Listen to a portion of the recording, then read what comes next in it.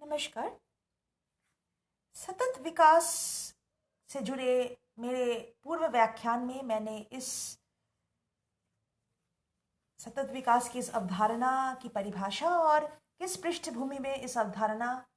का विकास हुआ इस पर बात की थी और उस वीडियो का लिंक यहाँ डिस्क्रिप्शन बॉक्स में दिया गया है।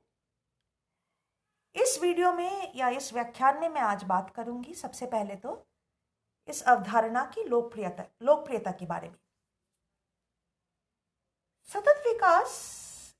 की जो ये अवधारणा है, अगर देखा जाए तो उसकी उत्पत्ति 1974 में राष्ट्रसंघ के कॉकोयक घोषणा, जो मानव विकास पर हुए सम्मेलन का हिस्सा था, उस घोषणा के दो सिद्धांतों पर निहित है। उसके एक सिद्धांत के अनुसार मनुष्य को स्वतंत्रता तथा समानता जैसे मौलिक अधिकारों के साथ एक अच्छे स्वस्थ वातावरण में गरिमा और कल्याणपूर्ण जीवन जीने का अधिकार प्राप्त है, और साथ ही मनुष्य पर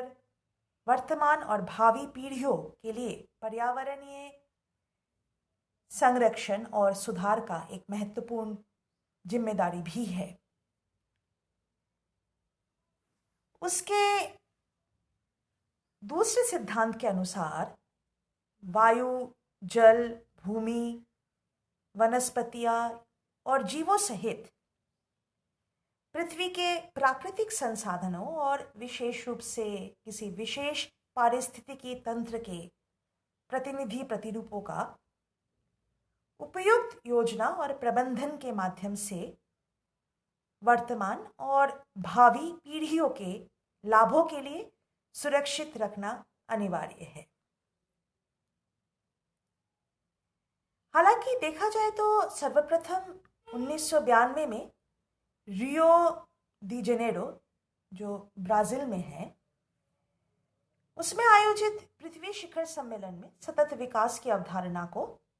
लोकप्रियता प्राप्त हुई। अब हम बात करेंगे इस अवधारणा का सार क्या है। तो जब कोई भी मानवीय आर्थिक उपतंत्र, जिसमें जनसंख्या और किसी विशेष प्रौद्योगिक स्तर पर उपभोग की मात्रा भी कम हुआ करता था, उस समय पर्यावरण की पुनरुज्जीवन और आत्मसात क्षमता अनंत प्रतीत होती थी। पर आज मानव अर्थव्यवस्था की सीमा पर्यावरणीय क्षमताओं से अधिक हो गई है, जिससे निकट भविष्य में पर्यावरणीय तबाही का मार्ग प्रशस्त दिख रहा है। और जैसा कि मैंने पहले ही कहा था मेरे दूसरे वीडियो में, इससे पहले वाले वीडियो में, कि जब भी हम विकास की बात करते हैं तो कहीं ना कहीं उसमें पर्यावरणीय शोषण मतलब और संसाधनों का दोहन जुड़ा हुआ होता है। अब हमें, यानी कि मनुष्य को या मानव संप्रदाय को,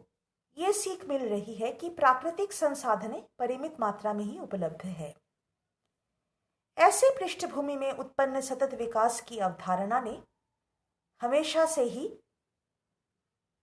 जैसा बार बार जब हम इसकी परिभाषा को लेकर बात कर रहे थे, वो प्रतीत हो रहा था कि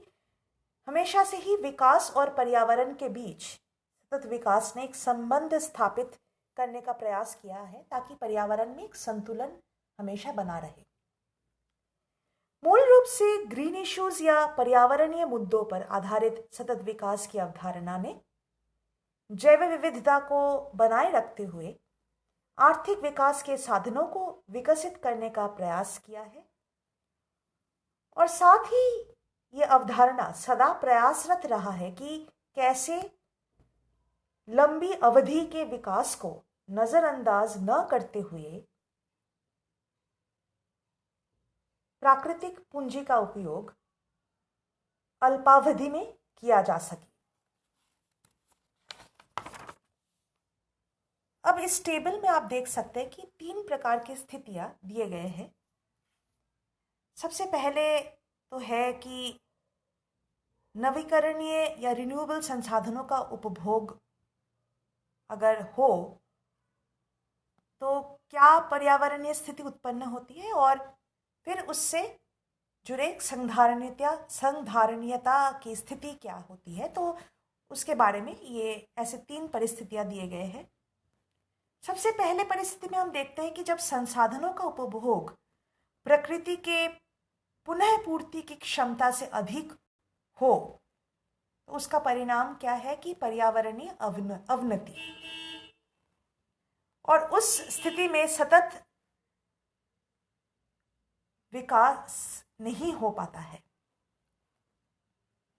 या पर्यावरण में किसी भी प्रकार के संधारणीयता नहीं देखा जाता है।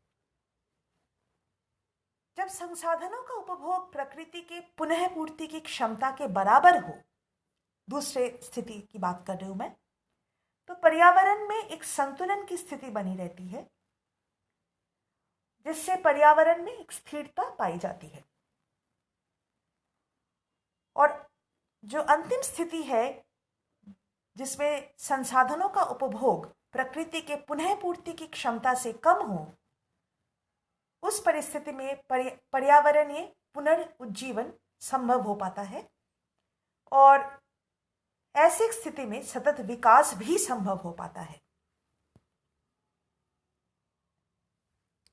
इसलिए आज हम इको डेवलपमेंट या पारिस्थितिकी केंद्रित विकास की परिकल्पना करते हैं, जिसे यूएनईपी या राष्ट्रसंघ पर्यावरणीय कार्यक्रम ने 1975 में कुछ इस प्रकार परिभाषित किया है कि वह किसी भी क्षेत्र या स्थान के संभावनाओं पर विचार करने के बाद ही उस स्थान या क्षेत्र के प्राकृतिक संसाधनों के पर्याप्त और तर्कसंगत उपयोग तथा प्रौद्योगिकी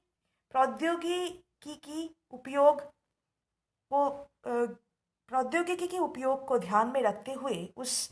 क्षेत्र या स्थान में विकास को आगे बढ़ाया जाता है।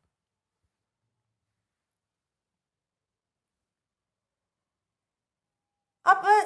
हम आते हैं कि समय के साथ सतत विकास की ये जो अवधारणा है, ये कैसे विस्तृत होती गई। तो समय के साथ साथ जैसे जैसे पर्यावरण का अर्थ विस्तृत होकर सिर्फ प्राकृतिक में ही सीमित न रहकर आज बहुआयामी है, जिसमें सामाजिक, आर्थिक तथा राजनीतिक अर्थ भी सम्मिलित है, उसी प्रकार सतत विकास की अवधारणा भी समय के साथ साथ व्यापक और विस्तृत होते गए। इसलिए आज हम एक सतत पर्यावरण के साथ साथ कई और प्रकार के संधारणीयता की बात करते हैं। सबसे पहले हम बात करेंगे इकोनॉमिक सस्टेनेबिलिटी या आर्थिक संधारणीयता या आर्थिक सततता, यानी किसी भी आर्थिक पूंजी का संरक्षण, जिसका मतलब यह है कि एक निर्दिष्ट अवधि के दौरान आय की एक मात्रा उपभोग करने के बाद भी उस अवधि के अंत में किसी की स्थिति आर्थिक रूप से अच्छी हो। फिर हम आते हैं सोशल सस्टेनेबिलिटी या सामाजिक संधारणीयता पर, जिसका अर्थ सामाजिक पूंजी का संरक्षण है, जैसे कि उन सेवाओं या निवेशों जो किसी भी समाज के बुनियादी तंत्र को स्थापित करने में सहायक हो।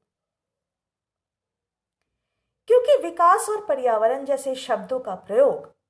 हमेशा मनुष्य के संदर्भ में ही किया जाता है, और क्योंकि मानव खुद भी संसाधन के रूप माना जाता है, इसलिए आज हम ह्यूमन सस्टेनेबिलिटी या मानवीय संधारणीयता या सततता की बात भी करते हैं, जिसमें स्वास्थ्य, शिक्षा या कौशल जैसे मानवीय पूंजी के संरक्षण किया जाता है।